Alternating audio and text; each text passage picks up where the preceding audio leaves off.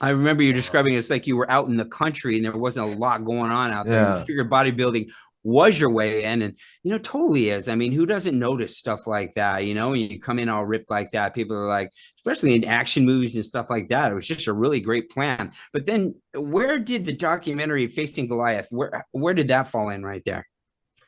Yeah, well, that happened because I'd been doing a smattering of short films with the Film Cooperative in the lead up to my big year and I say my big year, my last year of bodybuilding competitions, and that was the year I decided to do Facing Goliath. But before we even got into the meat and bones of that, I was training Ray, that's the other guy in the documentary, Mm. and kind of helping him peel off this weight. And through that year, I started doing some TV pilots, TV show pilots, things like that. And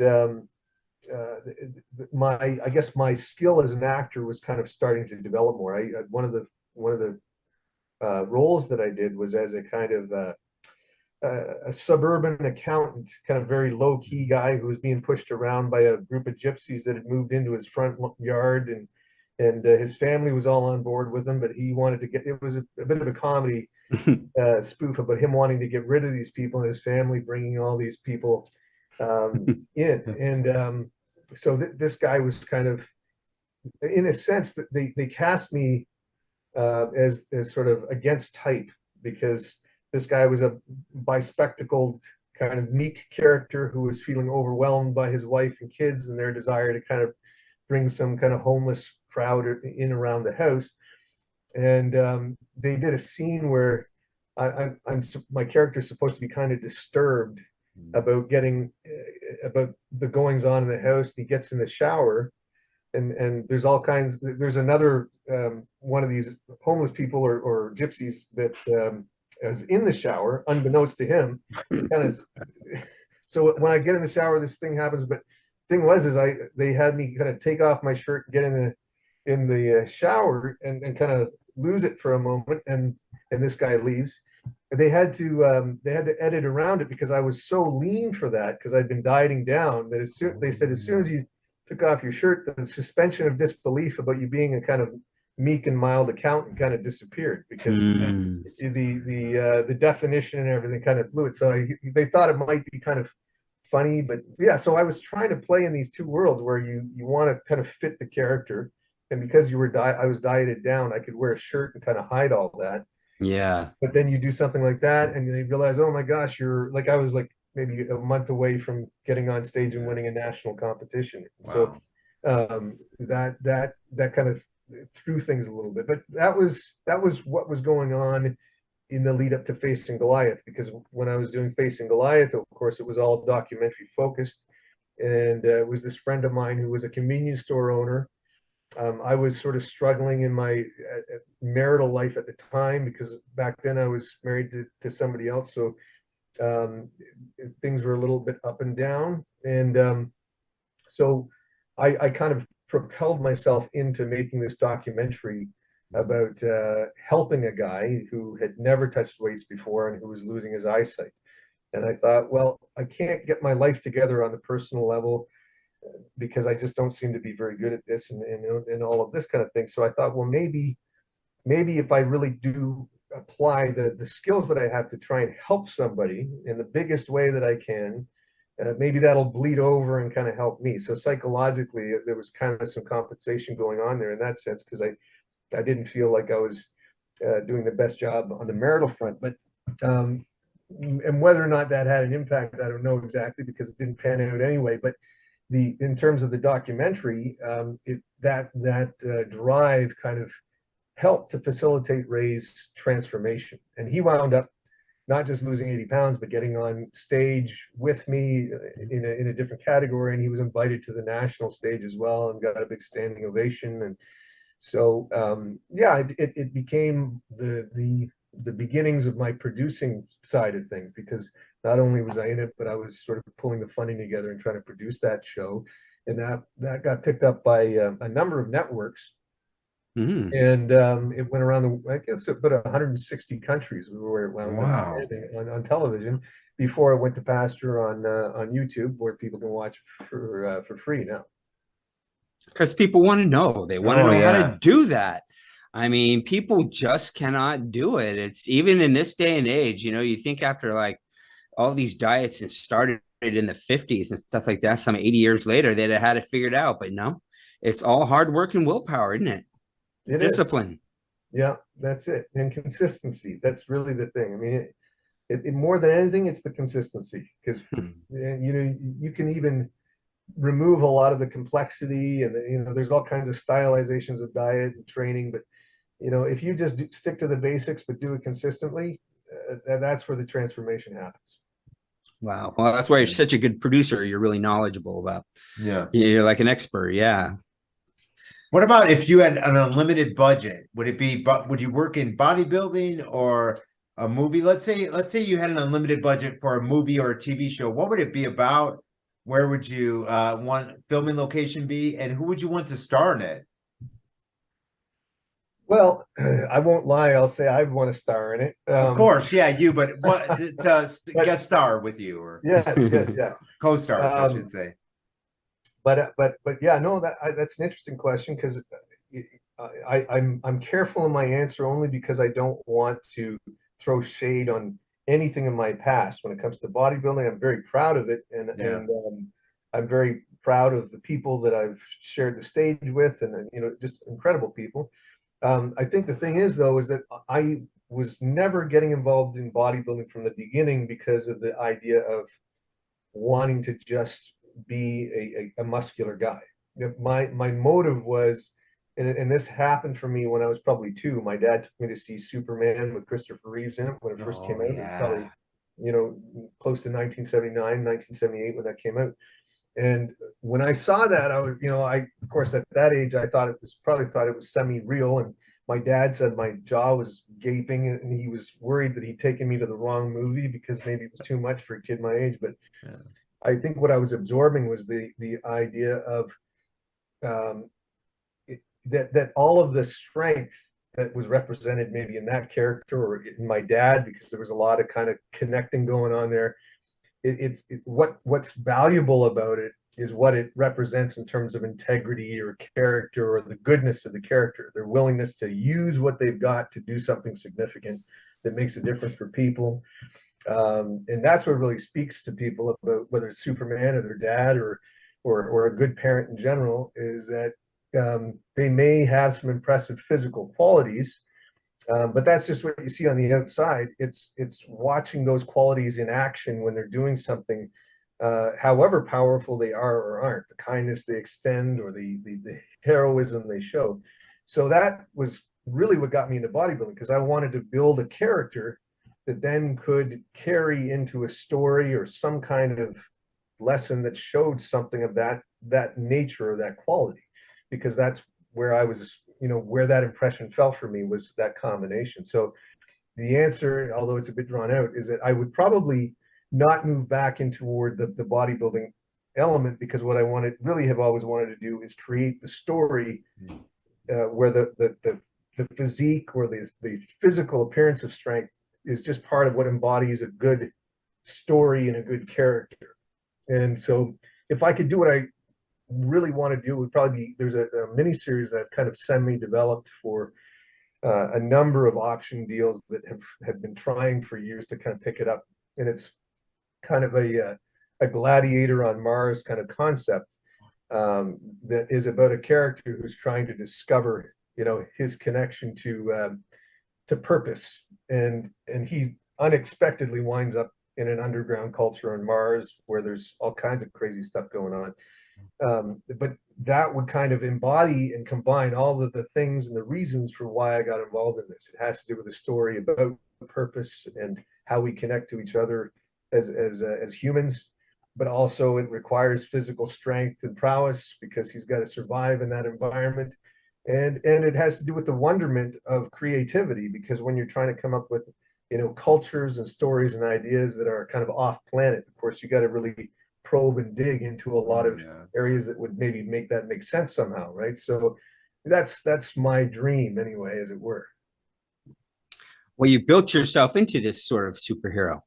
I mean, you've got the Oh, look, yeah. you've got the attitude, you want to give back, you want to do things for the right reason. I mean, people use their physical abilities for the wrong reason all too often, I think. And it's really great to see. But you had that image of your dad, which had to been kind of larger than life when him and his boys were out there taking down all this forest and stuff like that. And then your mom was in these grand shows and stuff like that. So you had a lot of I think your bar was set kind of high too. So you're shooting pretty high, I Oh, think, right yeah. out of the gate. And let me tell you, that Chris Reeve moment where he took off for that block of ice the first time, I'll never forget it. No, And, yeah. it was just inspiring. Me and my dad shared it too. I think he pulled me out of school or something like that to go see that. So, it's just, I love that connection with your dad, and I love how you're trying to build this superhero out of yourself so you can give back. And it's really inspiring, Sebastian. Yeah. Thanks. There's a little bit of that, and I think all of us. It's just getting people to believe in that element about themselves. That was, I think, going back to Facing Goliath. That's what I maybe did see a little success at with the endeavor to kind of push all that toward Ray, because he inspired his whole community with what he was doing. So in a sense, it's kind of an infectious thing. If if you make it about you, it stops working. And if you make it about the people that you want to kind of reach and serve, then they start doing the same thing for other people, and that's really what it's all about. That takes sometimes years to figure out. I'm still working on figuring that out, because sometimes we all have an ego, so that sometimes comes into play too. But the more you can lean into that truth, that's where things really start to make a difference, I think.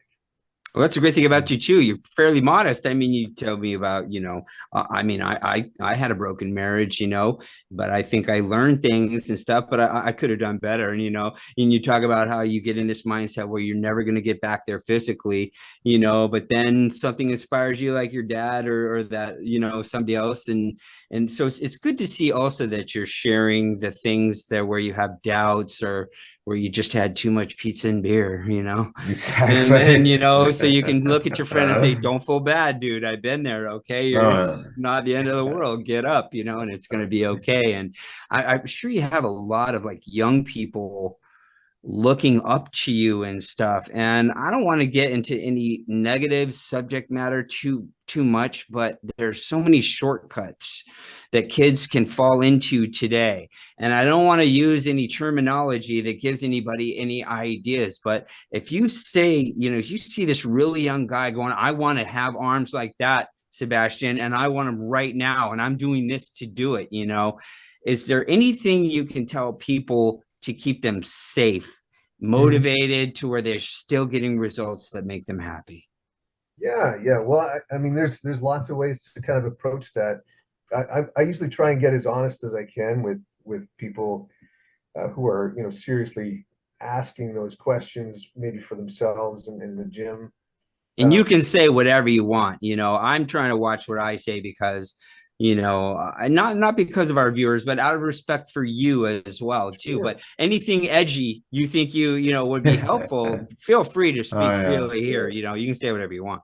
Well, yeah, and I'm straight up with them, and I say, look, steroids work, and they work extremely well. But the thing is that they become something that owns you over time, and your endocrine system, your hormonal system, basically shuts down when you take them. And sure, when a person comes off of them, they can kind of do things to revive their system again and kind of get that going. Usually, the older you are, the tougher it is to do that. So that's once you're on them, the older you get, the more you're stuck with them. The other problem, though, with steroids and things like that is that you end up on a yo-yo cycle where when you're on them, you look great, you feel great, you have kind of an inflative sense of kind of power or maybe even ego for some. Hopefully not. I mean, I think it's directly proportionate to the asshole that a person is or isn't. If they're someone who's fairly calm to begin with, they're not gonna be any different really. they might have a bit more of an aggressive workout. If there's someone who's a bit of a prick, you know, in the everyday, they'll become a bigger prick when they're on them, maybe because I've heard that. but the other problem with it, and this is because I did use them on 2 separate occasions. Once during my competition run for about 3 months, and that was sort of in the middle of it. And then once long afterwards, when I blew my bicep out, had to reattach and I had to rehabilitate. Ooh, So for the 3 months there as well. But otherwise, I was always natural, and it wasn't even necessarily by choice. I was tempted because obviously, as I say, I went on them when I was about 18, 19. And that process had me kind of blow up. I was up to 217, and I usually competed around 170 or less at the time. So I made a big jump. And then when they were over, everything just started declining. It doesn't matter if you're working out. It doesn't matter if you're trying to eat right.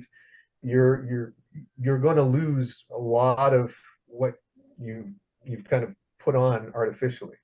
And then your training, it takes a long time to psychologically get to the point where you're satisfied with normal progress again. And your body is never holding a kind of steady state of fitness.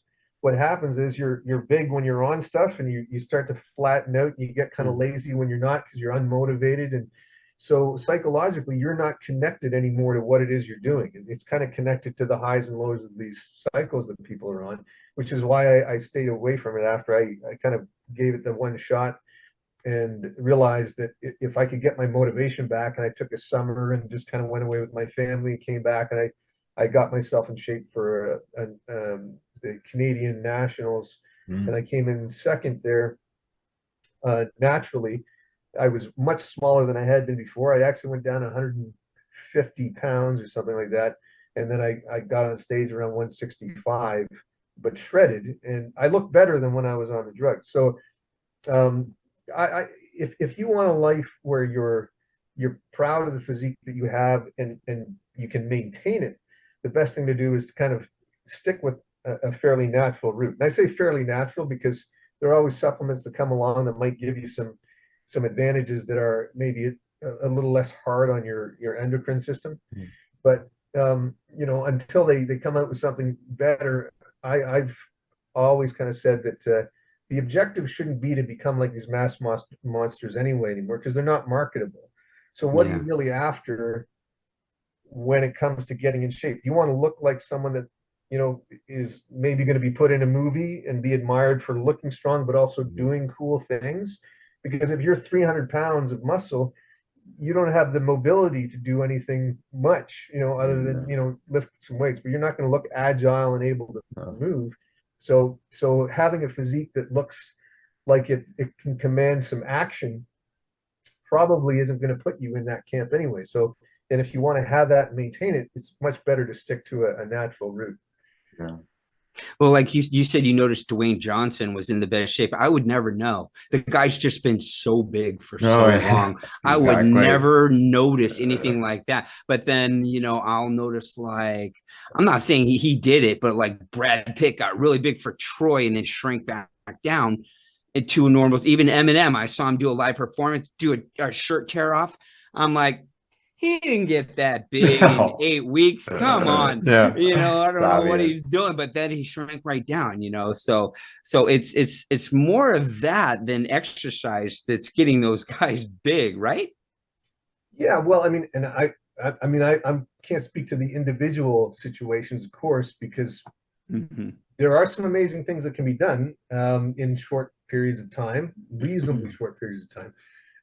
So, you know, without picking on anyone in particular, there is a lot of steroid use in the film industry to get ready for some of these roles.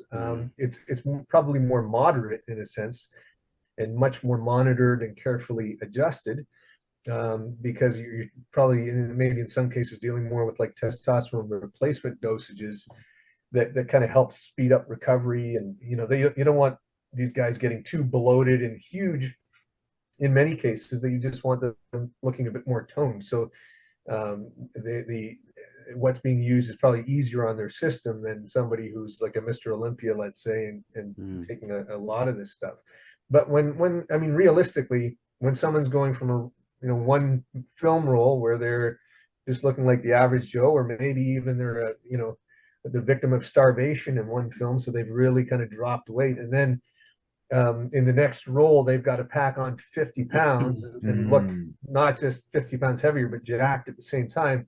There's really only one answer to that. If you want to get your body kind of back in general, and then add on the muscle on top of that, those things are done. And maybe arguably there's some more legitimacy there, because when people are going through dietary problems in hospitals, one of the reasons they invented steroids in the first place was to to prevent muscle wasting. So if someone's in a kind of starvation state, it'll help kind of bring some of the weight back, things like that. Right. It stops the muscle decline. That's right. Yeah. Oh, that's fascinating. Yeah, I didn't even, yeah, that makes sense. I never knew that. So I'm like, well, so what are your goals right now as far as your health and body and stuff like that? Just maintaining where you are now, or? Yeah, in terms of that stuff, I'm kind of working more on tightening down, and I'm not so worried about packing on more muscle at the moment. Although I'll still be hitting the weights to kind of maintain, but I am working more on kind of trimming weight down. This past summer, I let myself kind of drift up quite a bit, more in terms of body weight. I was. Do you mean muscle weight or body? Your Muscle BMI. weight, muscle weight, but I wasn't really watching it so much in terms of the quality of the diet. Like I'm still eating good food, but just I wasn't dialing into the diet, so it just meant that I looked quite puffy in terms of the muscle. There wasn't kind of a shredded look. Interesting. And so when I came back from kind of vacationing with the kids, I decided, well, I gotta bring this back down, because it actually helped. I got involved with a couple of the auditions. One of the auditions that I did was for something with Schwarzenegger involved in it. The man. Yeah. And I actually was a little huskier, at the time, and the role I was aiming for was one that it fit for. So I kind of lucked out on that. They actually had me on hold for it, and then because of COVID, as I alluded to, Yeah, there's that word again. There was a lockdown situation I was involved in, so that one had to pass me by. Shit. But so I took my vacation, came back, and now I'm kind of trying to drop that extra. I'm pretty close. I got another 10 pounds or so I want to drop, and then from there I'll just see whether or not I should be amping up the kind of heavier training again to kind of harden up a bit. But in terms of just being ready, what I try and make sure is that I don't let my weight creep up too high, so that the camera angles, in terms of I tend to retain a lot of fluid in my face when I gain weight, so I get pretty big in the cheeks. So that's a good thing, though, right? No. Yeah, well, it just makes me look healthy, but well fed, maybe is a better way of putting it. But then when I lean down, I tend to just kind of stay in a pocket that's a bit more adaptable to a diverse set of roles, And then if I have to add on a little bit more muscle, I can kind of gauge it from there. So that's nice. It's more versatile as an actor to be, maybe I would say anyway, to be a bit more trim or tight, and maybe especially for the market that I'm in. Everyone's in a different pocket, but for me, I get a lot of cop roles and guys in the military. Yeah, you don't necessarily want to be huge for those, right? No, not at all. Trim down, and then if someone says, well, you should add on a little bit more muscle for this one, I can do that fairly easily from that position. So this is more diet than exercise based, these changes, right? Oh yeah, because I've heard a doctor say it's basically all diet. And I'm like, wait, what am I running my ass off? But cardio is always a great what does cardio burn a lot of calories, and does that speed your weight loss drastically? Yeah, well, here's an interesting thing about cardio. I mean, the most effective way to do cardio in terms of just fat loss is to do high intensity interval training, which means you're basically it's the equivalent of hitting a track and doing a sprint as hard as you can for 30 seconds and then walking for a minute to recover your heart rate and then doing another 30 seconds, doing that as many times as you can within a maximum of 15 minutes. Or, you can do other variations of that on a treadmill where you go super fast, and then you come back down to a slow pace, you recover your heart rate, go super fast again. That short duration process, which is anywhere from 15 to 20 minutes, sometimes less if you're just getting started. When I first started that stuff, I think I lasted about 6 minutes on a track and I was done. But what that does is it amps up your metabolism. Your central nervous system gets hyperactivated, and you're not just burning calories while you're doing the exercise. You're actually burning calories more through the day as you're walking away, because your system's hyperstimulated, your metabolism. So that's what you want. You want a high metabolism. You don't necessarily want to be just a calorie burning machine. Like when you do long duration cardio, what happens is your body will burn calories, but it'll also slow your metabolism if you're like a marathon runner, so that you can burn slower over a longer period of time. And that's why you get marathon runners with sort of what do they call it, runner's belly. Wow. Yeah. Okay. Oh my gosh. Or you compare that to a Yeah. sprinter who's on a sprinting track. They're super lean and muscular, right? Because their body's all about power and speed. There it is. I'm doing it the stupid way. I can run 5 miles, but what good is it? I mean, so this is good. So people can get in on this, right? I mean, you have programs that people can buy or learn and whatever. Yeah. I have, like I say, I've just re-released Naturally Massive on Amazon. I think it might take another 48 hours before that goes live. And then I have Camera Ready Body at camerareadybody.com is the 10-day water weight loss program. In another month or so, I'm going to release my Fat Burn Truth book on Amazon as well, which I was selling it privately on a website. And again, that one went defunct as well years ago. So I'm reviving that, putting it up on Amazon soon as well. But both of the books, even if you get Naturally Massive, that does detail that cardio technique, because it's based on a 2-cycle program. One is more for building muscle, and the other one's for stripping down so you can reprime the body. But you can use that priming phase to burn a lot of body fat. Usually with the Naturally Massive program, I keep it short, because you don't want to get to the point where you're losing muscle. So it's just 2 weeks that I use it for that, and then I go into like a muscle hypertrophy or muscle building 2 or 3 week window. But I have used the same technique for longer durations just to burn down body fat. So it's in that book. And you got to be careful not to burn off the muscle. That's what people don't even probably think about at all. That's right. Yeah, I mean, that's one of the things about a lot of cardio, especially that long duration stuff. It's an energy expense, right? Muscle uses energy. So if you're doing a lot of marathon running and you're doing it, 4 or 5 times a week or what have you, that long duration cardio, your body starts going, wait a minute, I can save energy by getting rid of excess muscle here. And it'll allow me to do that. So that's where the long bouts and frequent bouts of marathon running can strip down muscle tissue. Wow. I'm going to start your program.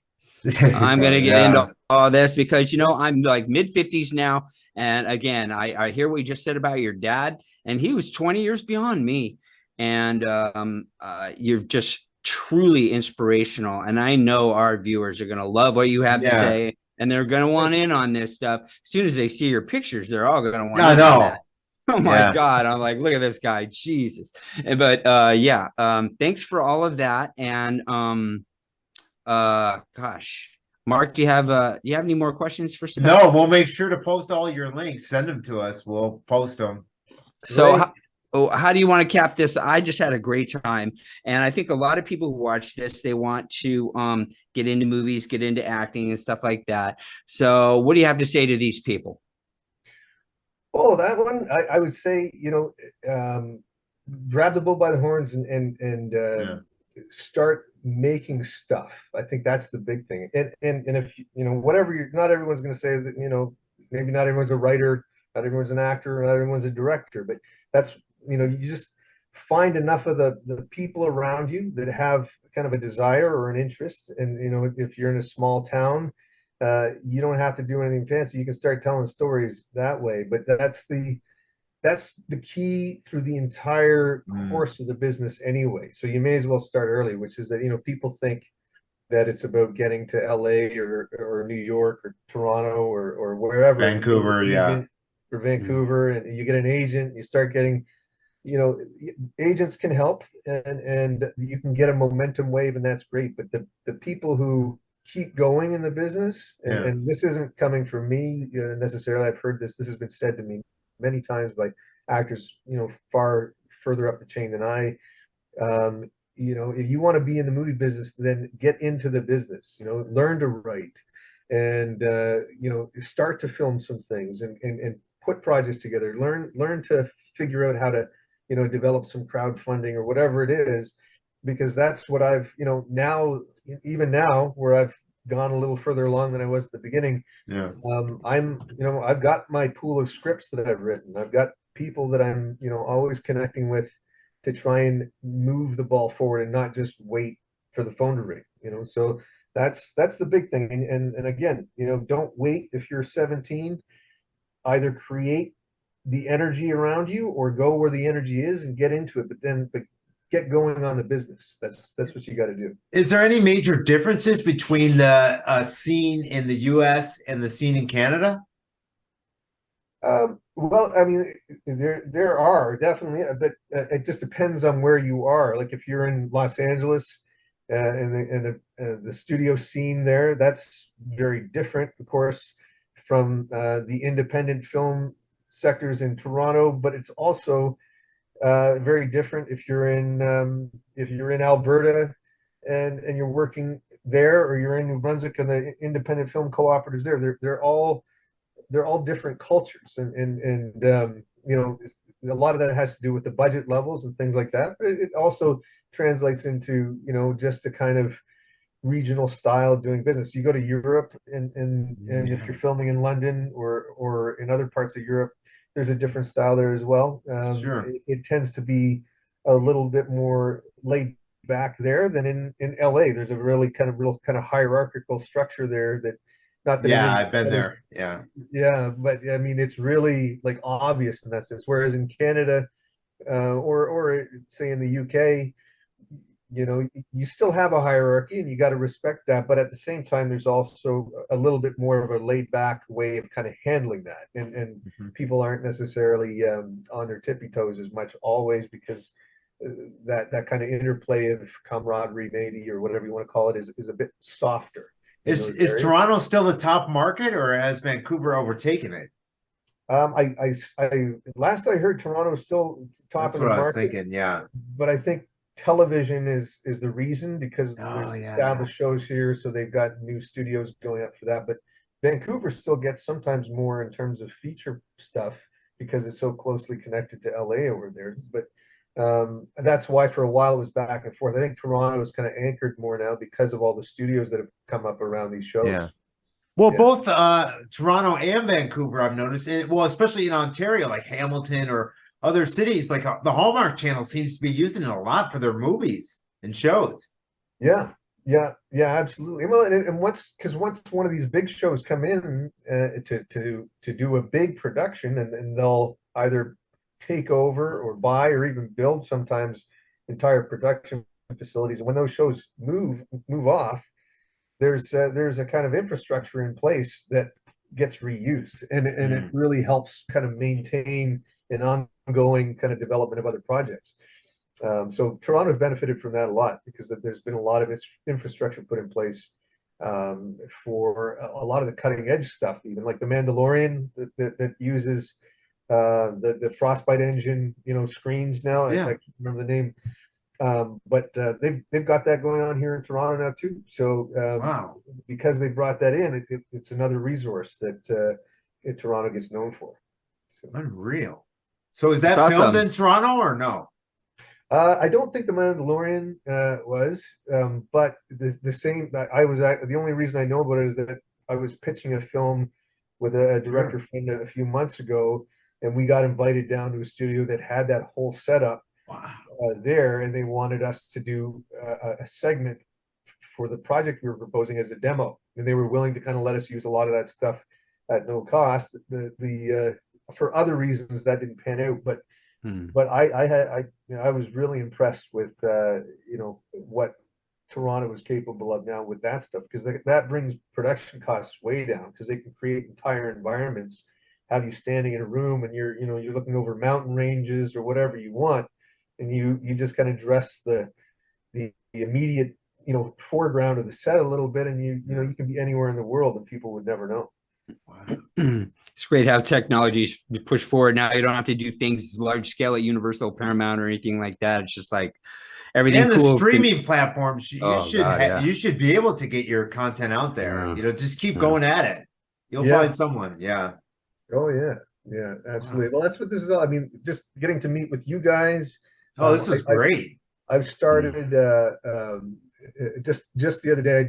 I lined up a couple of interviews for something called the M2M project, where I'm basically interviewing people who've helped me over the years, who've great script doctors, friends of mine, or graphic artist people, but just to share with people and show them, as far as I have yet to go, to whatever extent I've kind of made some progress, this is how I've gotten there, and these are the people who've helped me, and this is how I've done that, and talking to investment hunters and producers, and that a lot of times people aren't doing it because no one's telling them how they've done it. So I'm not saying I've made it as far as I hope to get, but when I find out something as simple as, oh, you can talk to a guy like this and he can make the script that you have in your hand look like it has a movie poster that should be up on a marquee somewhere, and it's not just something that your cousin kind of cobbled together, or you cobbled together with a couple of stock photos, but it looks really, really good. And this is one of those guys that does it, and does it for a very reasonable rate. So those are the kinds of elements that I wanted to share with other people. But that networking is what starts moving the ball forward too. You help other people, they help you, and that's what the business really comes down to. Oh, I love We it. know all about that, don't we, Mark? Yeah. It's great having you today. It Well, really was. we've gone over an hour, Mark. We've taken a lot of his time. We really appreciate it, and we This hope was thrilled. you come back, please. And, Definitely, Sebastian, anytime. especially with this new thing, that was really smart of you. You come in contact with some really great people, I'm You sure. really do. Seem to get around and sharing their knowledge with others is just a really cool thing to do. So just another decoration for the birthday cake that is your life, Sebastian. Very impressive. Yeah, This very is impressive. great. And I really appreciate you being here tonight. It's been really inspiring.